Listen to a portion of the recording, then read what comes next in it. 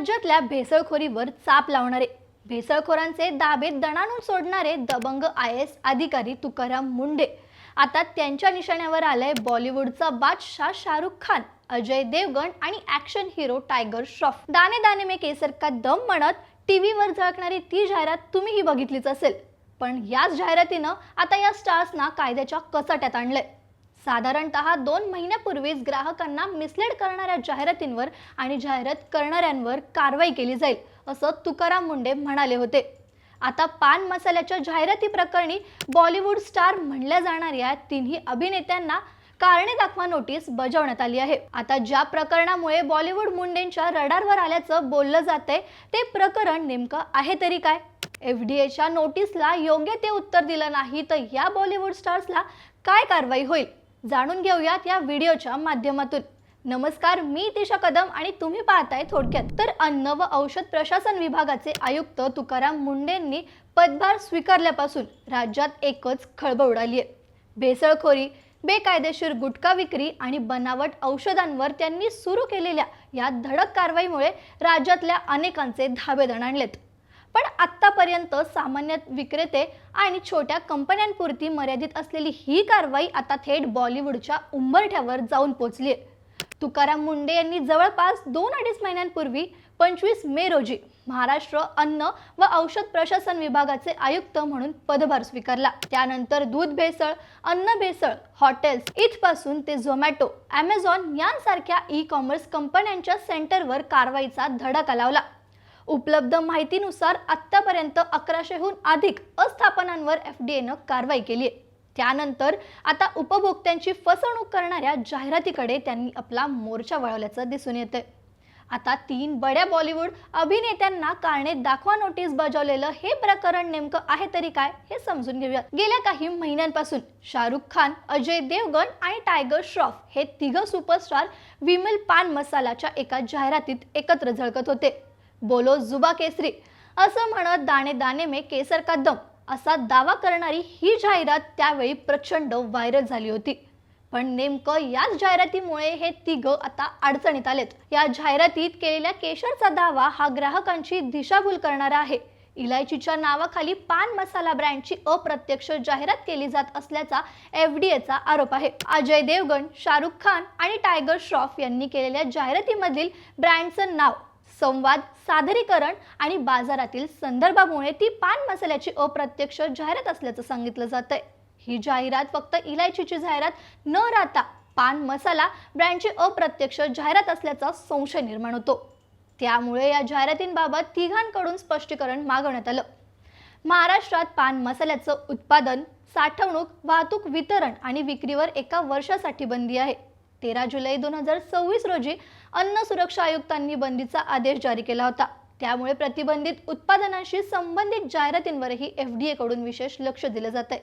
त्यानंतर आता ही नोटीस या 3 बड्या अभिनेत्यांना बजावण्यात आली आहे। या अगोदरही शाहरुख खान, अजय देवगण आणि टायगर श्रॉफ यांना ग्राहकांची दिशाभूल केल्याप्रकरणी राजस्थानमधल्या 12 जिल्हा ग्राहक न्यायालयाकडून न्यायालयात हजर राहण्याचे आदेश देण्यात आले होते। यापूर्वी रायपूर न्यायालयानं अशाच प्रकारच्या तक्रारीवरून शाहरुख खानला स्वतंत्र नोटीसही बजावली होती। आता याच प्रकरणात ग्राहकांची दिशाभूल करणारी जाहिरात केल्यामुळे काय कारवाई होऊ शकते? तर पान मसाला ब्रँडची अप्रत्यक्ष जाहिरात केल्यामुळे कन्झ्युमर प्रोटेक्शन ॲक्ट 2019 नुसार सेलिब्रिटी एंडोर्समेंटसाठी 10 लाख ते 50 लाख रुपयांपर्यंत दंड, FDA जाहिरात तात्काळ बंद करण्याचे आदेश देऊ शकते।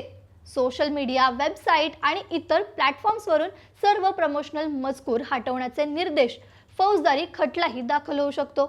6 महिने ते 2 वर्ष तुरुंगवास देखील होऊ शकतो।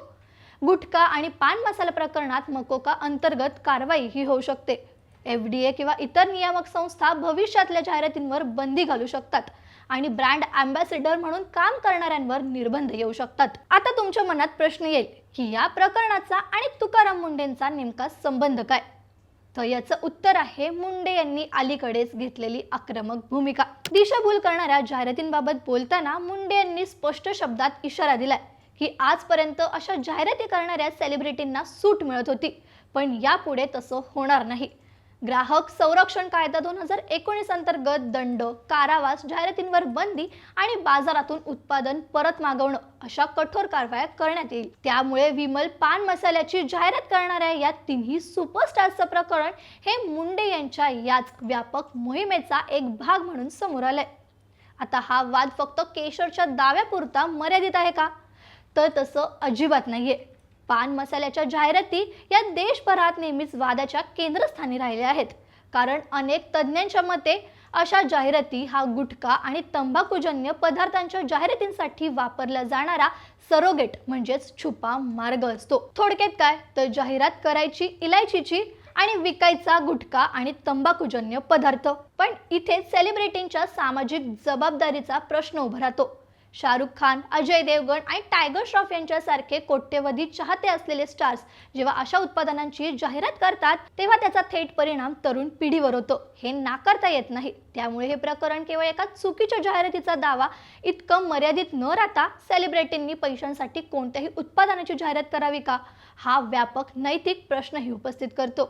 थोडक्यात सांगायचं तर तुकाराम मुंडे यांची ही आक्रमक भूमिका फक्त बॉलिवूडच्या 3 सुपरस्टार्स पुरती मर्यादित नसून ती दिशाभूल करणाऱ्या जाहिराती आणि त्यामागच्या संपूर्ण व्यवस्थेला लक्ष्य करणारी आहे. सामान्य ग्राहकांची फसवणूक करणाऱ्या कंपनी सोबतच त्या उत्पादनांना आपला चेहरा देणाऱ्या इतर सेलिब्रिटींकडेही मुंडे आपला मोर्चा वळवतील का?